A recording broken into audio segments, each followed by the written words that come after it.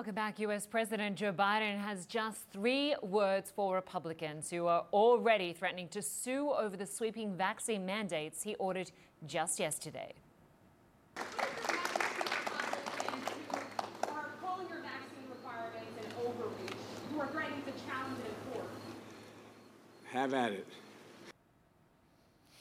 Well, the president made the comments as he and the First Lady toured a middle school in Washington, D.C. The requirements he ordered Thursday could affect 100 million Americans. They make vaccinations mandatory for educators in federal Head Start programs, as well as healthcare employees at facilities receiving Medicare and Medicaid funding. All government executive branch employees and contractors will also be required to get vaccinated. And he's ordering companies with 100 or more workers to require vaccinations or a weekly COVID test for employees, or companies could face stiff fines. The president also lashed out at the millions of Americans who refuse to get the shots, saying this isn't a game. My message to unvaccinated Americans is this: what more is there to wait for? What more do you need to see? We've been patient, but our patience is wearing thin, and your refusal has cost all of us. CNN's chief U.S. national affairs correspondent Jeff Zeleny is following this for us from the White House and joins us now live. Good to see you, Jeff.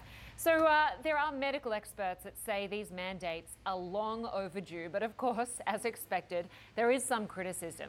And while we know that the benefits are there for the vaccines, I'm wondering whether there's any political risk for the president, or whether there is largely a lot of support for this. Well, Linda, there definitely is a political controversy over this, no surprise. I mean, the White House and President Biden really for months have declined to really take steps like this to mandate, to require employees to get vaccinated. But now with the rising, surging cases of the Delta variant of COVID, this is the step that they believe they have to take. So there are some critics who are supportive of this who say, why didn't this happen months or weeks ago? But the reality is, the White House is doing it now because it is a bit of a last resort. But Republican governors are threatening to file legal challenges against the administration over this. But you saw the president there pretty confidently said, have at it. So the reality is there is a law in the Labor Department, which is, really to keep all workers safe, that they believe that this falls under. So we shall see if that stands up in court. But there is no question this is going to take some time. The Labor Department has to issue rules. So we're talking weeks, perhaps even a couple months until this happens. So who knows if the Delta variant will still be raging as hot as it is right now. But certainly this is the biggest step this president has taken yet to try and corral this virus. Exactly. And one other big issue right now is proof of vaccination. Other developed countries have created effective vaccine passports, and we know that a small but growing number of countries are now saying that unvaccinated people are not welcome, countries from Europe to the Caribbean. What is the Biden administration going to do to issue some proof of vaccination that will be fraud resistant? Because right now, all we have is a piece of cardboard from the CDC. Right. I mean, up until now, the Biden administration, the president, they have really been reluctant to do any type of a vaccine passport. We will see if that changes. But just like with the mandates, that's something that the president has changed course on. So we will see if they do that on vaccine passports. But up until now, as of now, they simply have not been willing to do that. They believe it's a bit of a government overreach. But you're right. I mean, there are questions here. All you do is have your vaccination card or show a picture of it on your phone. So hardly a foolproof way here. So, but at least as of now, a few states have done it, like the state of New York has issued a passport. But as of now, this U.S. federal government has declined to at least take steps that far. Linda. All right, Jeff Zeleny outside the White House for us. Great to have you with us as always. Thanks so much. Well, France is now the latest European country to ban most unvaccinated Americans from entering. And like Joe Biden, French President Emmanuel Macron has struggled to convince skeptical citizens to get vaccinated. But Mr. Macron took a gamble that, along with the spread of the Delta variant, seems to have changed millions of minds. And as our Melissa Bell reports, the country now has one of the highest vaccination rates in the world. It was the push back in July that made all the difference. We are extending the use of the health pass to push as many of you as possible to go and get vaccinated. Within 24 hours, almost 1 million appointments had been booked. With the health pass, which shows whether you've been vaccinated or have had a PCR test within 72 hours, suddenly needed to enter restaurants, museums, cafes and bars, and now extended to employees of any business that serves the public. They say you have the choice, but you don't really, or it's either you get vaccinated or you pay for your test. So is it really a choice? Anaïs says she wasn't going to get vaccinated, like 60% of those polled during France's second lockdown in December.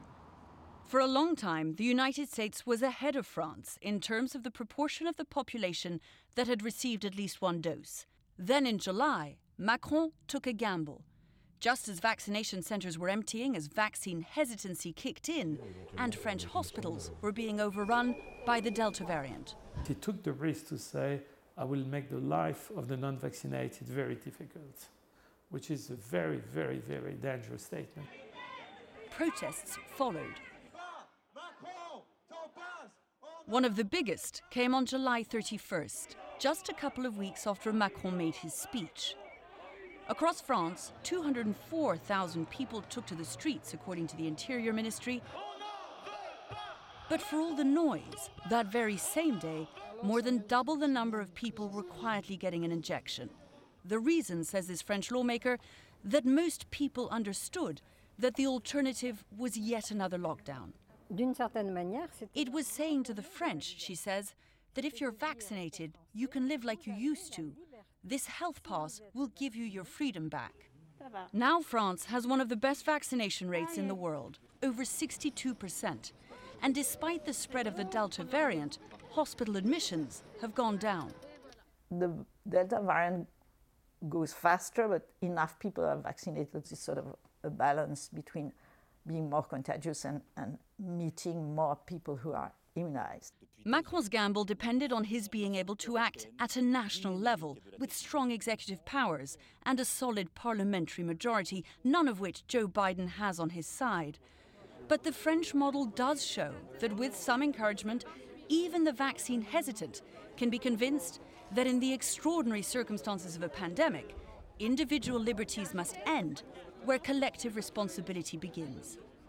Melissa Bell, CNN, Paris. And also from France, this just into CNN, a lawyer says a special French court has just placed former Health Minister Agnès Buzyn under a formal investigation.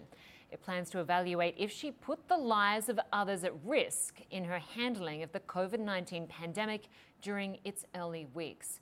Buzyn resigned as health minister in February 2020 to unsuccessfully run for mayor of Paris.